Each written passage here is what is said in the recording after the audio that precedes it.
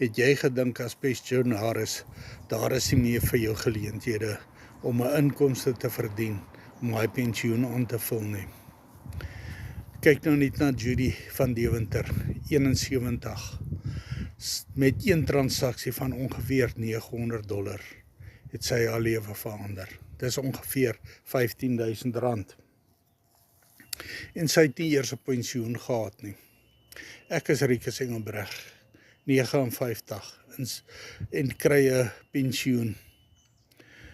Ek is op soek na werk. Ek stuur my CV gereeld uit, vra rond vir werk en kry net nie werk nie.